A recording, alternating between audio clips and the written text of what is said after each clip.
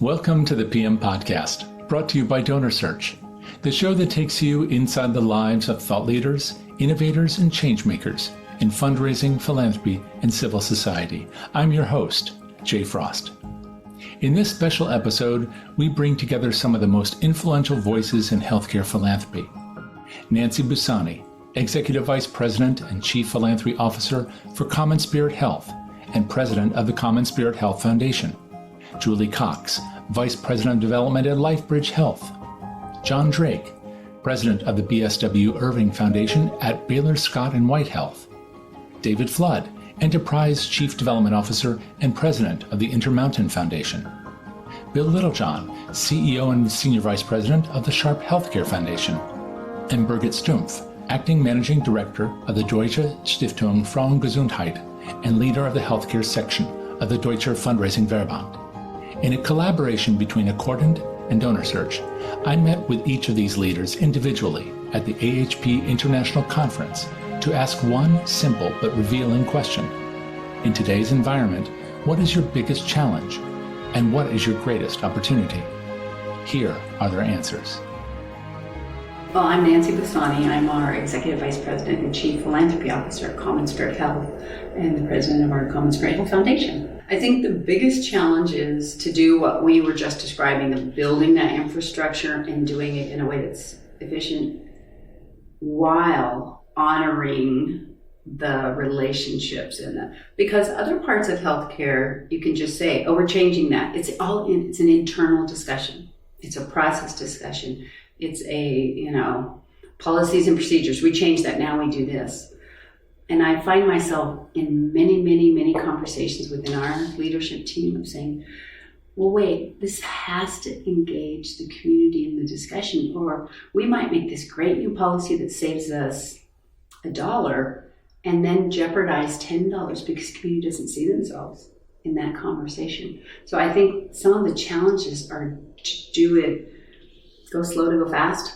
Make sure you have all the right stakeholders at the table. Make sure you are authentically, not co-opting your donor community, you're authentically inviting them into the conversation, that you're being transparent in the why. I don't think donors have to be shielded from some of the challenges of healthcare. They're smart people. Have them be part of the dialogue, which means you can't just create an edict that says, now we're doing it differently, get on board. Yeah. So I think that's a challenge that isn't necessarily in every other part of healthcare, that's somewhat unique to the externally facing world of philanthropy, that is critical. Because if we do it wrong, then not only do we not serve people and fulfill our mission of raising funds, but we disengage so many people. And for the type of people who are attracted to philanthropy, that doesn't even fill their cup in the way that we all love. We love to make a difference. I think our profession is so wonderful in that it pulls in people that want to do this work for the right reasons. And so it's a challenge to ensure we do it right. We have to do it, but to do it right in a way that honors the people who are taking this trip with us. I'm Julie Cox. I have my CFRE and my fellows certification from AHP called the FAHP, and just came off of teaching the certification course for CFRE, which is really an international certification. Right, so for me, the biggest challenge right now is the president and CEO, who was the president of our flagship hospital for 37 years, well, in an executive role, has been in his role for 13 years. And he and I have worked beautifully together and have this wonderful relationship of trust. And he's so warm and engaging. He is retiring in June. So I have been involved in the search process. I'm not on the search committee. My boss is the only staff on the search committee, but I am able to be personally interviewing some of the candidates, and it's been a really fascinating process. Most of the candidates are completely focused on operations. In fact, the two more recent candidates have nothing in the resume related to philanthropy, although the profile states that almost 35% of the job is working with philanthropy, being the community face of the organization, engaging with donors, working across the system to articulate the philanthropic priorities, being the political liaison, sitting down with the governor and talking about healthcare policy and funding and getting capital funding for our new, patient tower. But it hasn't really translated into this search. We've got people coming into this search who are excellent and very skilled operators. But one of the candidates, when I said, tell me about your involvement with philanthropy, said, well, I was involved in kind of looking at the priorities, but I've never been involved in soliciting or engaging with the development department in any way because I run the hospital. So it's a very different mindset to work with a very successful CEO and president in order to achieve as much as you can through philanthropy. Do you imagine that that's happening in other places as well? Is this specific to your institution? No, I think it's one of the biggest challenges. Whether your CEO is leaving and there's some leadership transition, that's going to impact our ability to get major gifts probably over the next 6 to 12 months because people they trust the leader. They feel good and they're going to make a major investment if they trust that leader and respect them and know that they've got it, right?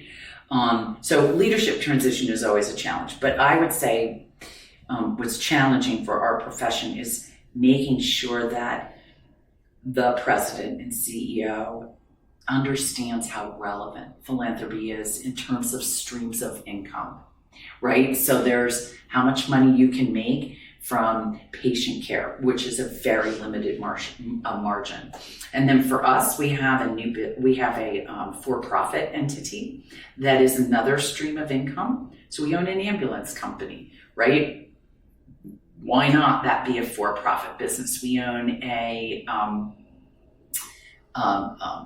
urgent care centers, so that instead of people coming to the ERs, they go to the urgent care center, and that's a partnership with a private entity, and that's how we get another stream of income, right? But the last and final stream is philanthropy, and the return on investment is extraordinary. So our team raises 10 times what we spend.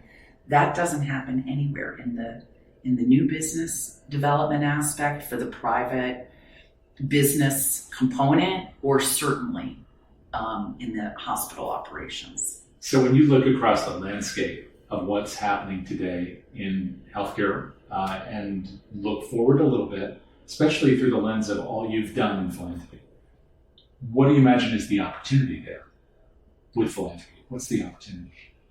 Well, I think the opportunity is really engaging the CEOs in a way that they understand what the return on investment can be and what opportunities there are in asking people for support and investing in development in a way that can be very gradual. Development, the beautiful thing about development is very metrics driven, right? I say to my president, more people, more money, right? So we create a plan, we roll on 3 more major gift people, and if we hit a certain benchmark, then we roll out and hire 3 more.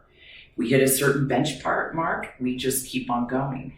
And it's really, I would say with executives, once they drink the Kool-Aid, they're on board. But it's not generally, the executives are more worried about, how much they can charge, the insurance, keeping their doctors happy, making sure they have enough nurses because there are national nurses shortages. I'm not sure that they really learn about philanthropy, but they experience it. And our job is to get some wins with these executives so that they really understand the relevance and the value. And also, if we're not around the table hearing all the big conversations, then we don't know what to talk to the relevant donors about. And donors also want to know that the top development person or their development team, they have access to the leadership. That's important too. Hi, I'm John Drake, and I'm the president of the Baylor Scott White Irving Foundation in Irving, Texas, located right between Dallas and Fort Worth. You know, the short-term answer is, and I hope it's okay to say this, in the last couple of days, a for-profit firm has co-opted 1.4 million charities and produced web giving pages for them. To me, that's reprehensible without the permission of those charities. Things like this, where you can intercept, take, and claim it as a service without that concerns me in the short term. I think that will be solved, but there will be copycats. And so we as fundraisers, I think, have to be really vigilant as who's trying to fly the flag that we're carrying to take a portion of what our donors meant for us, paying those fees and other things. That's a short term. Long term, I'm concerned with what I read in Chronicle about the Gen Z, Gen X, millennials, and the ones that follow Alpha, their reticence to give.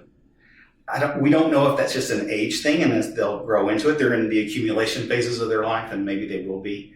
But I think we're going to have to, it's our job to create the joy of giving for them as well, and figuring out how do you engage them. And it is, the old techniques sometimes don't work. Events and other things, they're not the right fit.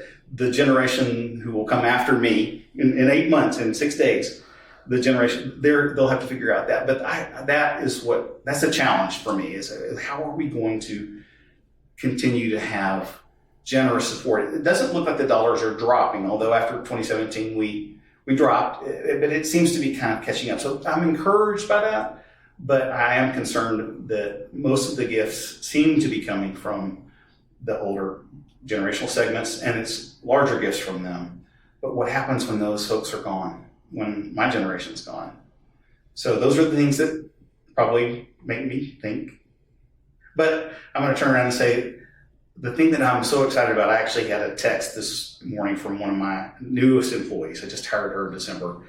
And she is more talented than I ever was or will be. And she's the future.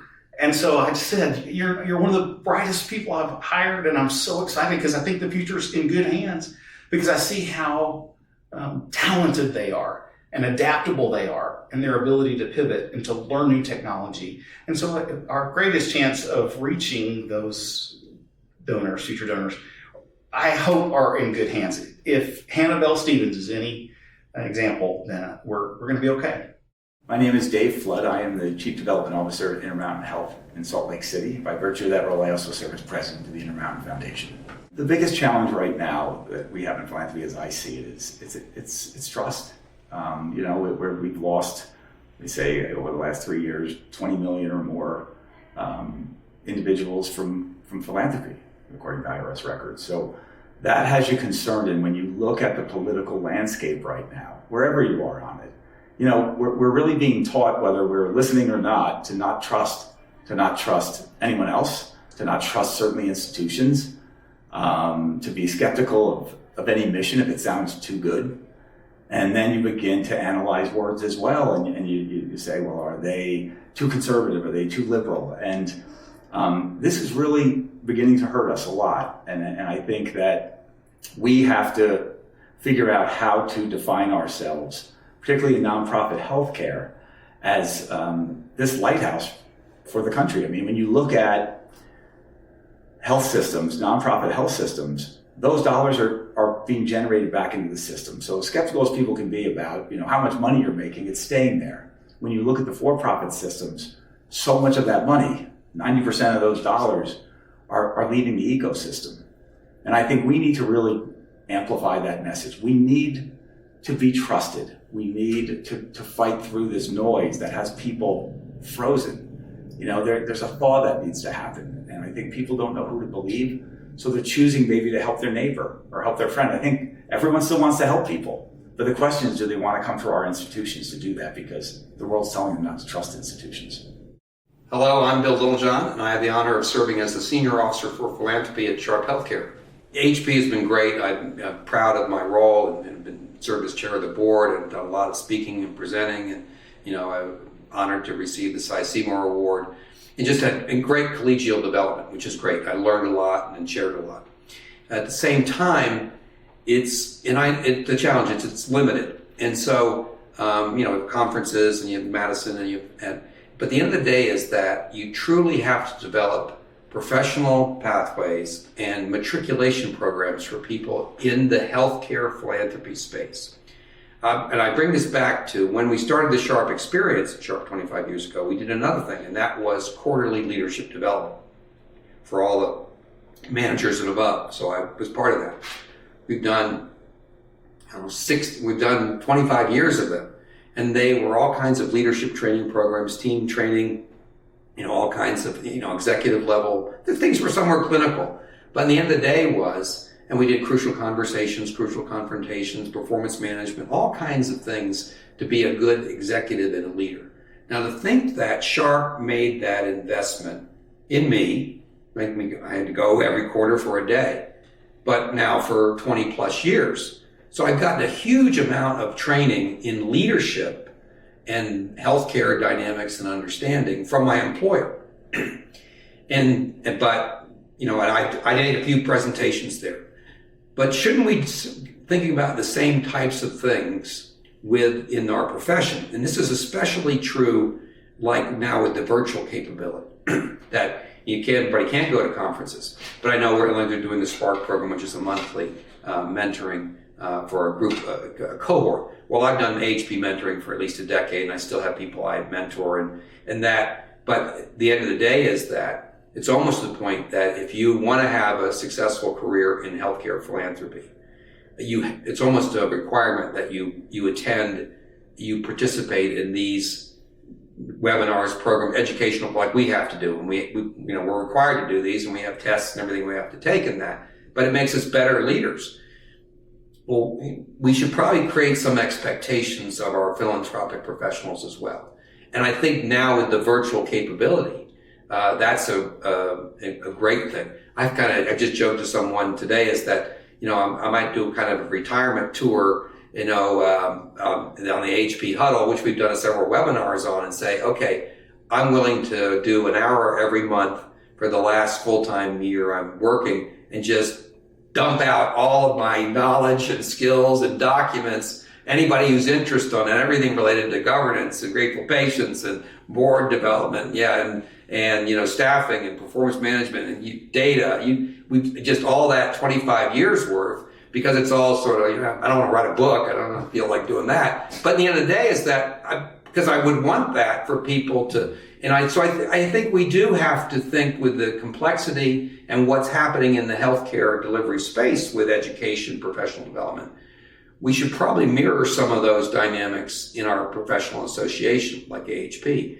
And, we're doing more of that. But I think it would be great to get a group of senior people together and say, what can we do? Or even the point that what can even I do even in semi-retirement to help in that facilitation process?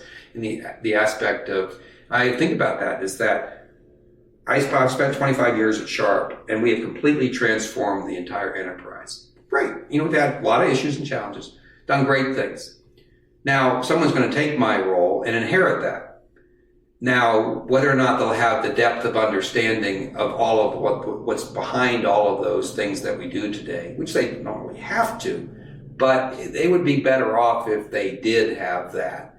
And so, or at least they would have even a program, almost like a fellowship program, when you become a head of a program, that there is a backstop of supportive dynamics. That's why I've agreed to stay on for part-time for a year to help whoever takes my place, because there's just so much stuff that they would be helpful for them to know. versus, we'll go call Bill, well, he's not around. And that's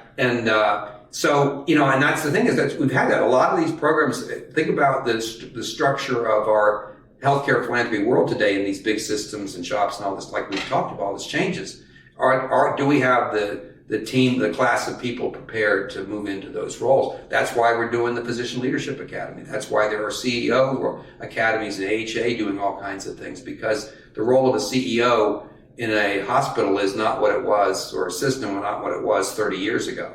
And so, that aspect. So I think there's a good opportunity, and whether or not there's a consortium like with consultants, with Accordant and AHP and others, that even, and I said that to people, I said, look, if a consortium came up with an incredible kind of matriculation program, workforce development, planning, strategy, on-site, whatever it might be, we pay top dollar for that, especially if it laid out that we think that with that investment, like in a campaign, we could double or triple our production in a relatively reasonable amount of time, it'd be worth it for us to make that investment. So I think there's a lot of opportunity, but I think it's going to require some thought leaders to come together and say, what are the opportunities we have for not just the next generation of leaders in healthcare philanthropy, but the next institutional dynamics of healthcare philanthropy, and that will we all kind of rise to the occasion. So I'm Birgit Stumpf. I'm also a fundraiser by profession, but I'm also having a second hat on, which is I'm leading the healthcare section of the German Fundraising Association, and that's also the reason why I'm here and why I'm always so happy to be invited by the AHP and go to the international conference. This is my 13th conference. Well, I think the challenges are similar in the US in healthcare. Not just speaking about healthcare, not healthcare fundraising. I think we have the same pressures you have. We have rising costs, stagnating revenues. We have shortage of staff. We have an aging population, which, with coming to the hospitals, they live longer, have more chronic diseases, are multi-morbid, you say? Yes, multi-morbidities, right? Yeah.